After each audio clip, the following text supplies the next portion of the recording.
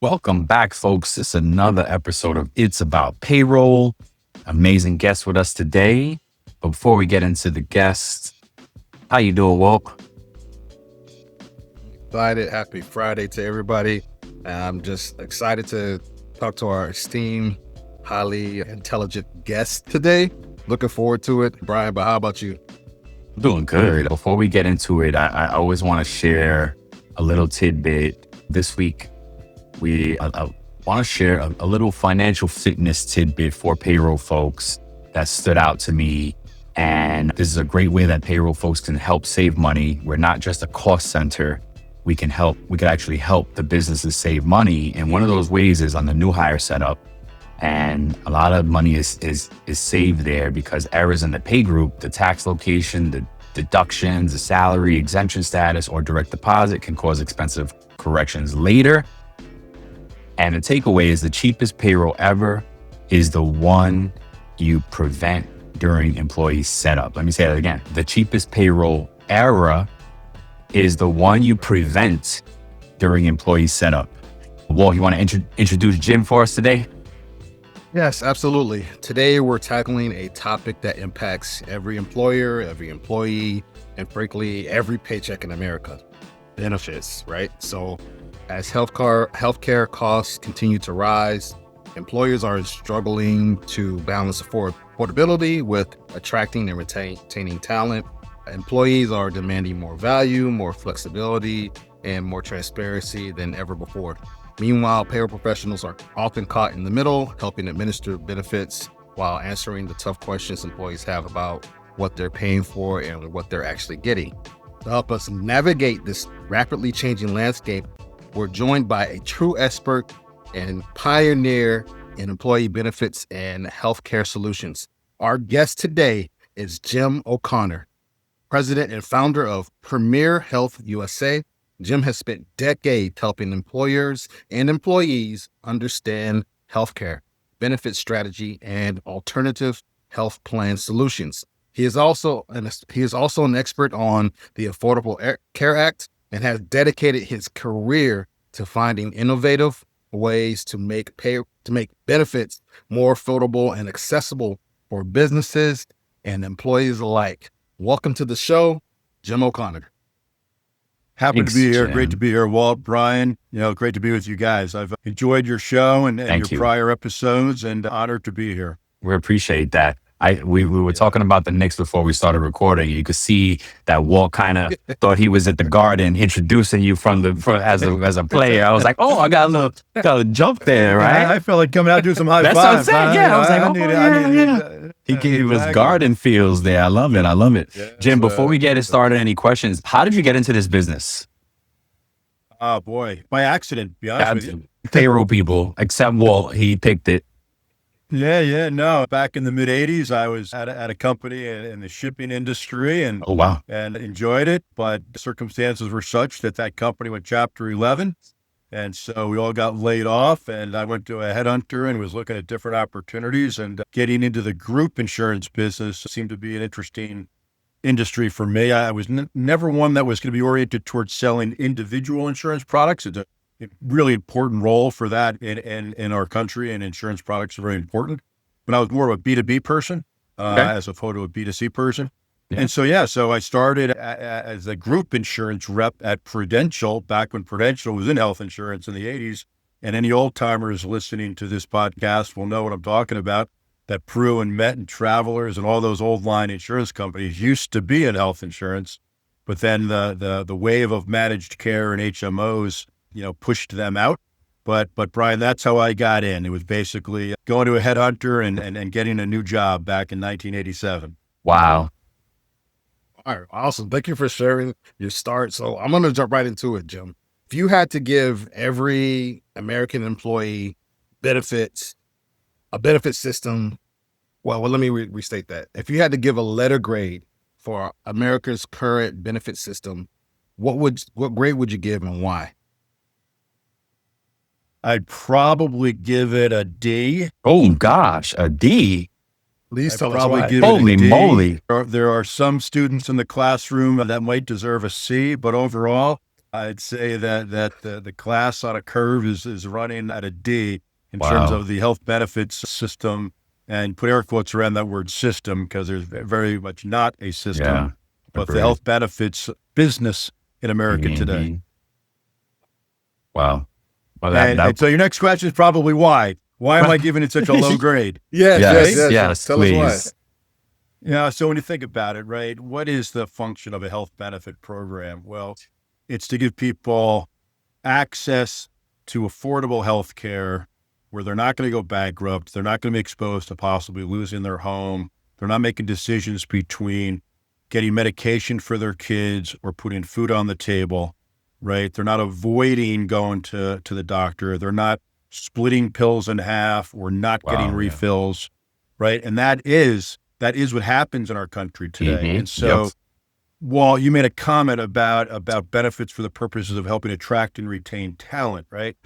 And so what has happened is benefit plans today, we haven't solved the hyperinflation problem, right? Health insurance costs have been going up at double digits for my entire 40-year career, right? And they still are, right? But back in the day, I was telling people, hey, a single rate is under $100 and a family rate's less than $300 for a comprehensive medical plan, right? But yet back then we were saying health insurance average trend is 12, 14% increase. And it was good news if you got a 7 or 8% increase. Well, you know what? We're telling that same story today, Oh my you know, gosh. but insurance premiums are $800 for a single, Yep. $2,500 for a family. Family. Yes. And so like the D is because costs have gone uncontrollably through the roof.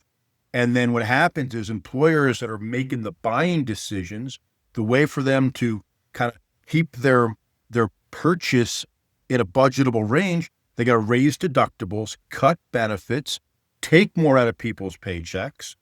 So it's an unaffordable, unsustainable rising cost. Yep. We're cutting benefits and we're taking more out of people's paychecks.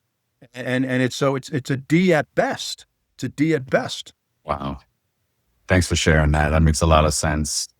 What's the biggest misconception employers have about employee benefits right now?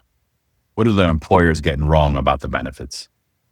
I'd say that the biggest thing they're getting wrong is that they think their only options are the traditional health insurance carriers, right? When I started, there was 15, 16, 20 different insurance carriers that were in the health insurance business. So you got a lot of choice. Now there's essentially 4. You boil it down. Yep. There's United, there's Cigna, there's Aetna, and there's Blue Cross, Yep. right? And that's, you got Kaiser in California and a few other markets, but fundamentally you're down to 4, right? So anytime that you eliminate choice and put dominant market share in so few hands, right? You're going to lose innovation. You're going to lose opportunity to do things better. So the biggest mistake that employers are making is to just sit on their hands and think that their only options are to stay on this insurance carrier hamster wheel, right? And just shop it like a commodity. Okay, I'm going to go from Blue Cross to Aetna, then I'm going to go from Aetna to Cigna, and then I'm going to repeat the same cycle with the same big 4. Right. So that's Every one of the year. biggest errors that employers are making, is to think that they have only these few options when in fact there are other choices. Okay, that's what I was going to ask. So there are more choices than that, but There really Okay. are. So a couple different areas to come at that from. And we're talking mostly the SMB market, right? Like for large Okay. employers, they typically have a lot more choices and options. But as you come down to employers with less than 500, less than 200, less than 100 employees, right? They tend to just always still been thinking about the traditional fully insured insurance carriers, right? Well, believe it or not, in the last decades, and certainly within the last 10 years, the fastest growing type of health insurance plan in America are employers moving from traditional fully insured plan to what we'll call as hybrid self-insured plans or partially self-insured plans. You'll also hear them called level funded plans. And so what these is they look and feel to an employer like a regular insurance plan, in that every month they're going to pay a single rate, a husband and wife rate, a parent-child rate, a family rate. Difference is that they're technically self-insured, and at the end of the year, if claims run better than expected or better than the maximum liability, that employer is going to get that money back at the end of the year. So think about this, right? You're in a traditional insurance carrier plan. All you're doing is paying premium, and everybody gets told, hey, use generic drugs instead of brand drugs because it's less expensive. Go to the urgent care. Don't go to, less exactly. expensive. Yes. Right. But none of that matters because the insurance carrier keeps all the money, and they're just going to jack up your premiums, at their whim. When you're in these partially self-insured or level funded plans, you now as the employer have the opportunity to get money back at the end of the year, your money. So now when you're teaching your employees, ladies and gentlemen, instead of going to get that elective MRI at the brick and mortar hospital where they're going to charge $6,000 to the health plan, go to the freestanding facility, in town for $800. Oh my goodness. Right? Now that matters. Place of service matters. But when you're in a traditionally insured plan with a carrier, you have no skin in the game. Yep.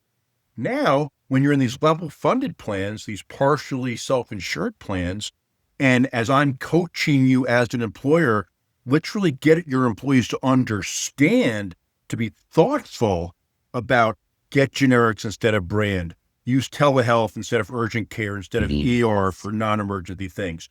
Go to the freestanding facility for an MRI or an X-ray instead of at the expensive hospital. Now all this matters because if we can get money back at the end of the year, unspent money, who doesn't want that? Who wouldn't like to get money back? If I'm a safe driver and I don't have accidents or tickets, Allstate advertises they're going to give you money back, right? If you have a workers' comp plan where everybody's being safe in the workplace and you have no injuries, right, you can get money back. Well, let's apply that same type of thinking to health insurance. And now, instead of employees just ignoring you at open enrollment and throughout the year when they get these emails and these feel-good messages about being thoughtful, now it can matter. Imagine this, Walt. Imagine this. Imagine a year from now, you're standing in front of a room of employees and you're saying, ladies and gentlemen, we got money back from our plan last year because we together were all thoughtful about where we got our care and where we were getting services rendered and how we were using the plan. So ladies and gentlemen, guess what? No payroll deduction for the next 2 months.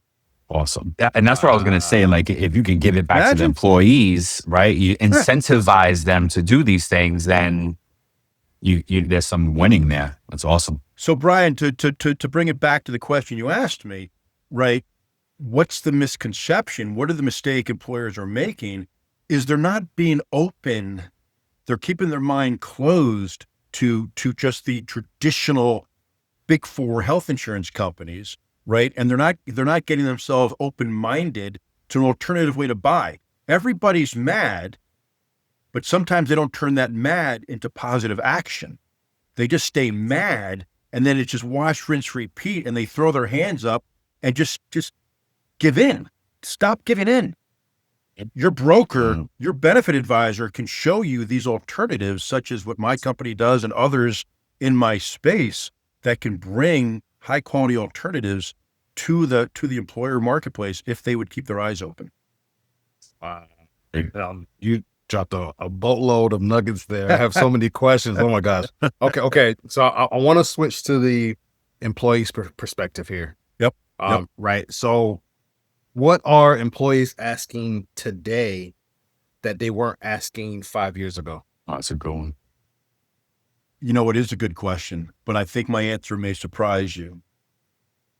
I don't think they're asking anything different today than they were 5 years ago. Wow. They're saying, hey, I want a health plan I can use, that I can afford, that's not crushing me out of my paycheck, right? Sure, I'd like a 401k. Sure, I'd like quality PTO. sure, I'd like, a good work environment, but as we're just kind of staying in the healthcare lane and some of the things related to the healthcare lane, right? It's the same desire today as it was 40 years ago. I want something my family can use, that we can afford, right? That provides me for when I need it. And that's why we go back to today we're a D, because we haven't solved this. And so it's the same. I'm sure that there are other people that would answer this question with some very sophisticated answer about, Gen X versus Gen Z, which is, I don't even know what gen we're in anymore, right? But I'm a baby boomer. That's what I know. But you know what else? I will give you one thought though, Walt. Keep moving away from that core. You know what else is interesting is in the payroll space, we're seeing now the paycheck being kind of the center of the wheel of the opportunity for employees to buy additional services, whether it be insurance product or vacations, or even regular products that we buy in our day-to-day life. I'll give you an example. I do business with an incredible company called Benefits Me, and they have an online store with over 70,000 people. And I'm probably not supposed to talk about specific companies or this be a commercial, right? I apologize. No, you're fine. No, you're good. You're fine. But, We're not exclusive to anybody.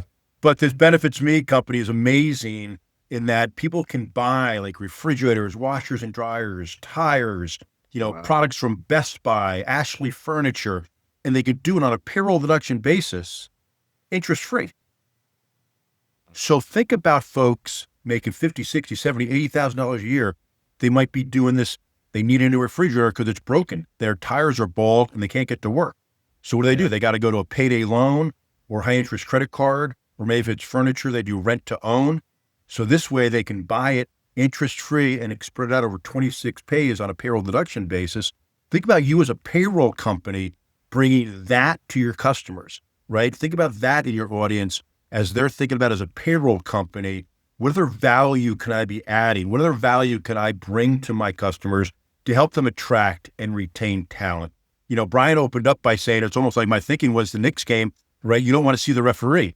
Like the best referee is the one you never hear about, right? Real. The best payroll is one you never hear about. It's just That's like right. everything works fine. Fair, So yeah. now what can we do to enhance that relationship with the employer and by extension, their employees? So giving them access to purchasing programs like this can be a really valuable addition to a benefits plan. Love it.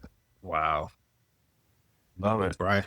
Yes, sir. So So in line with that, are there any benefits that employees consistently undervalue until they actually need them? great question, right? We kind of tell a joke in the health insurance business that people don't really know what health insurance costs until they leave their company and go on Cobra. Oh, and yeah. see the total cost. Yes. And they don't know what their benefit is until they're in the emergency room and, That's right. and they need. But so I think they appreciate the value of health benefits, but they don't spend enough time understanding kind of how to navigate it properly. I will tell you though, also, Brian, the other thing that employees don't value well enough is things like when the employer provides them opportunities to buy disability insurance Mhm. or life insurance, Yep. right? Or some of these supplemental policies.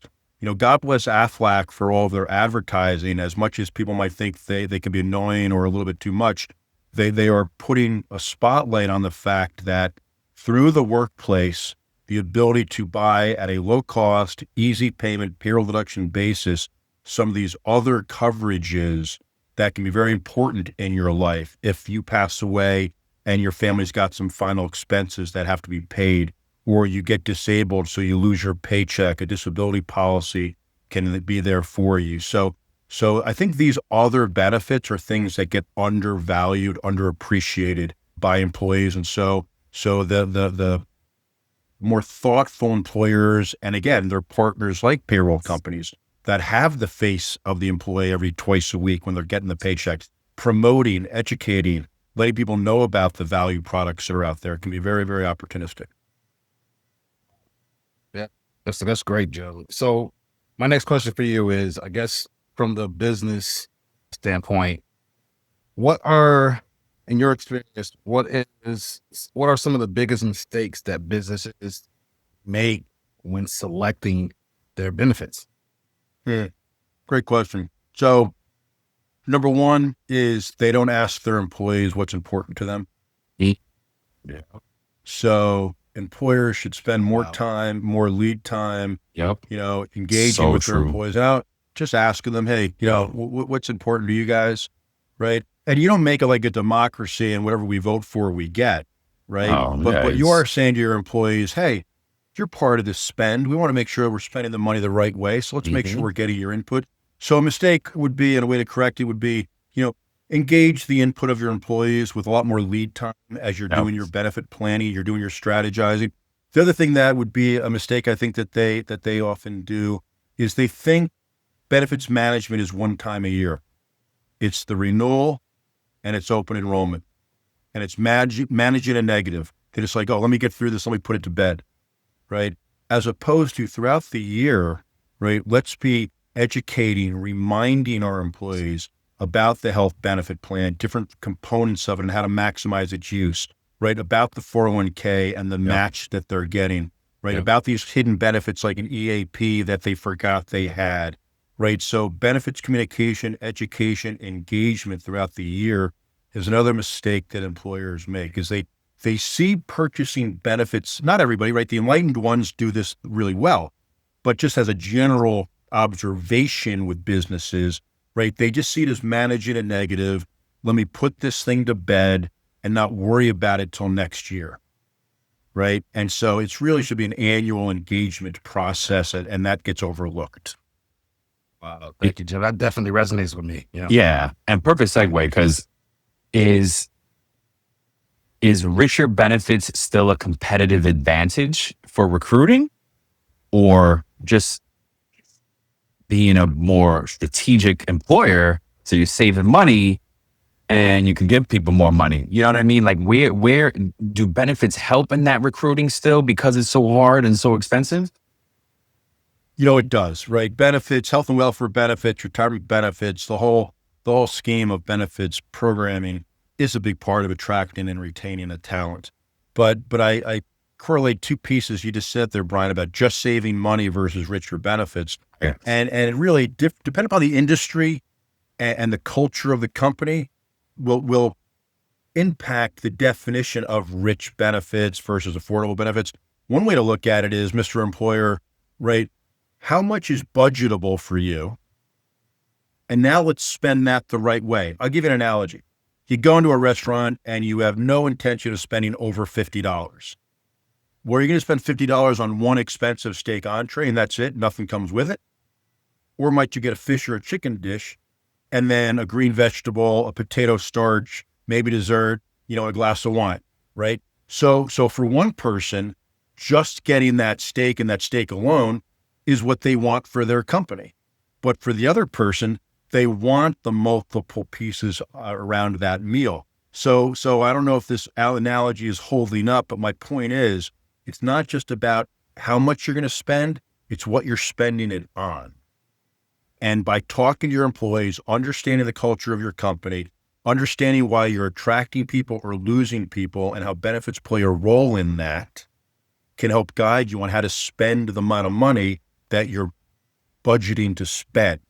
And so richer benefits, of course, everybody wants better, right? Everybody wants more. Everybody wants a bigger house, better car, better clothes, but distill that down and say, which really makes sense for this company. And that's where you can engage with the employer, the employees. And again, I come back to the payroll, right?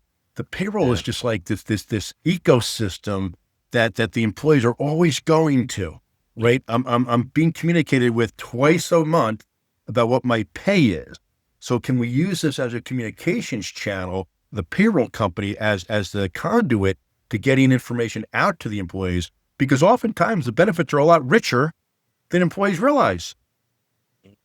So just don't chase the spend. Make sure everybody understands the value in what they already have. Wow. Jim, you're definitely giving me the goosebumps here, man. You're saying a lot. It's funny. Well, we're going to say payroll companies, or we're really going to say broader, human capital technology companies, payroll of which is a component to it, right? And I think that the forward-thinking payroll companies of America, entrepreneurs and innovators and people that are really trying to, move the dial, processing payroll is just kind of the baseline, brushing your teeth, right? And like let's get that right. Let's get that right every time. But there's so much more to it. If I'm that payroll company that can bring to my client and the employees this whole environment of communication and access to benefits, now I'm quote unquote so much more than just a payroll company, right? I am this entire like human capital management technology company to that client. Yes, Jim. And that's a perfect segue for my next question for you. So, what benefit trends should payroll leaders, HR leaders, this business leaders in general, be preparing for over the next 3 to 5 years? Yeah, I think that a key trend I'm seeing is one, we kind of touched on it earlier, where the paycheck being that center of the wheel, right? Mhm. And that if the paycheck can be the conduit, heck, for, like I said, buying tires, buying furniture, maybe paying my mortgage directly on a payroll deduction basis, paying my student loan as it can happen now, right? So payroll leaders need to see what they have and also the data they have about their population and how to bring product into that population that makes sense. And then their technology ecosystem has to be able to administer that. The other thing that AI, of course, you can't have a conversation in any business today without talking about AI, right? So how do I apply AI going forward that doesn't replace human support? In some places it will, right? In some places it will. We all have to be honest with ourselves about that. But how does AI make the employee member experience better? How does AI help my staff in serving my clients more efficient and more effective, right? So that's a big part of the forward-looking thinking for all industries, but payroll certainly. So talking about payroll people, an age-old question, how can payroll and benefit folks work together better? That's a great question. They need to understand they're serving the same client for the same purpose. We're serving the employer who has employees, and the entire purpose that we both serve is to help them attract and retain the employees that will make them have a successful company. The benefits person or team is coming at it from that perspective. Payroll HR technology is the administrative platform upon which it all runs. So if we really get together more in a hand in glove way, right? Quality product, quality plan design, quality fiscal management of the benefit plans, combined with high quality administration and employee engagement, then we've got a home run. Because when you think about it, when we all look at everything we do, right? I always look at things as we break it down into 3 things. When we serve our employers, are we helping them financially spend the money the right way? Administratively, are we making their lives easier and more efficient? And 3, are we enhancing the employee's experience? Right? Those are 3 things we do. Payroll company does it. Benefit companies like mine do it. So if we do it together, could that be a powerful combination? Yes. That's Oh, real man, Jim. awesome So- guidance and mentorship there, Jim. Thank you. You called me So- a pioneer earlier. That's a polite way of saying I'm an old guy. No. in the business, right? We were just saying it no, about just calling you out. ourselves. Just calling you out, brother. No, Right no, before no. you got on, we were just saying we're pioneers in payroll as Okay. well. So no. We There's absolutely no slight in there at all. trendsetter. So- Maybe that's a better word. Yes, trendsetter. Pioneer has a Trendsetter. old connotation, but it's not that. Oh, though. I just love to be able to play with you. I just love to be able to play with you. So, Jim, if we were to have this conversation again in 2030, let's say, about 4 or 5 years from now, what do you think will be dramatically different about employee benefits in America?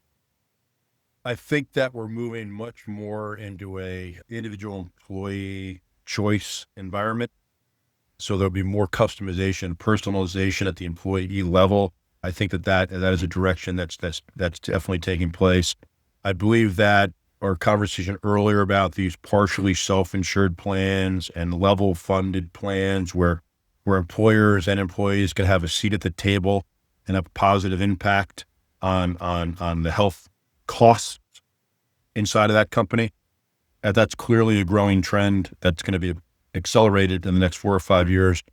I think technology is clearly going to play a huge impact on the benefits landscape, whether, again, we've talked about AI earlier, more and more self-service. So I think 5 years from now, but I also think, Walt, with a little bit of pessimism, that we're still going to be having the same conversation, that we haven't slayed the dragon in terms of rising healthcare costs. And I say this out of respect to those that serve our healthcare needs, the doctors and nurses and hospitals, but they also have a role to play, a responsibility in terms of what cost of care is for certain services.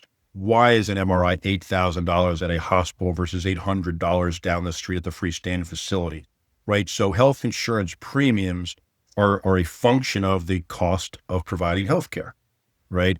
And so from the provider side, the business side, the health insurance carrier side, legislative side, we need a more cohesive approach to it. So 5 years from now, Walt, I think that we're going to see a lot of exciting things happening from an innovation perspective that we've talked about here on this call already. But I do think that we're still going to be, a D might have become a C or a C plus. How's that? Hey, we're trending up. We're trending in the right direction. Absolutely. So in terms of the future, to close it out, Jem, what gives you hope about benefits in America? The innovators. And I don't say this just at you guys as shallow praise, but stuff like what you guys are doing, right? Running this podcast, putting a spotlight on maybe people and things that can improve the world, improve the future. So I see some young and not so young people with brilliant ideas making a difference. And my optimism for the future of this business is that those innovators, those disruptors, right? That's how we make improvement. That's how we make advances. And I just see a lot of it taking place in the benefits space. And so I'm really encouraged about the future of this business. I wish I was 20 years younger so I could be a part of it, but I do plan on spending the next 20, 25 years being a part of it. But boy, yeah, that's right. To be a young person and part of the future of this business would be it's a great industry to be in. I feel the same way. So I think that's just like the nature of it all. I'm like, wow, I was 20 years younger now. And my goodness. Yeah. Jim, this is a great conversation. We definitely have to have you back on if you're open for sure. that. You're always welcome. Definitely. I enjoy you guys very much. Like I said, I enjoy watching and listening to you guys. And so I appreciate being on. It's been a great honor. And I'm just very pleased to have the conversation with you all. Likewise. So before we conclude, we do like to play a game with our guests. It's called This or That. And so we ask you 6 different questions. You can choose one or the other, or neither or both. And so we're going to start it off. I'm going to go with the first 3 and then Brian's going to finish it off. All right. So would you rather, I guess, watch basketball game or a baseball game? Basketball. Okay. Excel or Google Sheets? Excel. Bon Jovi or Guns N' Roses? Springsteen. Oh, love it. Okay. That's right. Another Jersey native. I like that. All right, Brian. Apple pie or pumpkin pie? Oh, how about can I have a little slice of both? But if I had to pick one, I'd have to go pumpkin. But I try to get both onto my plate. No doubt. That's how my wife can tell you. I'm all about the pies when it comes to the holidays, and I want them all. Teaching or being taught? Oh gosh, I would honestly like to say like both. You gave that as a choice. Because anything both. I do, I love being taught. Like I take golf lessons, I take tennis lessons, I take ski lessons. I like anything I want to be taught by somebody that knows what they're doing. Yes. But then I do get a lot of joy out of teaching and kind of taking some of my experiences and helping folks learn from them. So yeah, both are important. Love it. Better movie, Goodfellas or The Departed? Oh, two good choices, but you got to go Goodfellas. You always got Yeah, to go me too. Goodfellas in that kind of choice. My wife is a Departed fan. I like the Goodfellas one. Yeah. Jim, Yeah. Jim, this has been great. We would love for you to tell our listeners where they can connect with you and find out more about Premier Health USA. Thank you, Walt. Yeah, so Jim O'Connor, the email is JOCONNOR at ph-usa.com. You can also find us on our website at www.premierhealth-usa.com. So you can find me and my team on the website or at my email address. So appreciate you allowing me to give that little plug, Walton and Brian. Absolutely. Thank you. Yeah, absolutely. Absolutely. And before we go, folks, please like, share, follow, click and share, do all the things. Subscribe, Yes. tell a friend and tell a friend. Thank you, sir. And Jim, it's been quite an honor. Thank you so much. And I mean, we really appreciate you. We can tell that you like teaching. I mean, you were so efficient about your answers and really, really helpful and great information for us payroll folks. And before we let you go, folks, I'll give you a quick quote of the day. Every meaningful breakthrough in life begins with a long season of unnoticed work. Robin Sharma. So thank you, folks. We love you. Till the next time. Thank you, guys.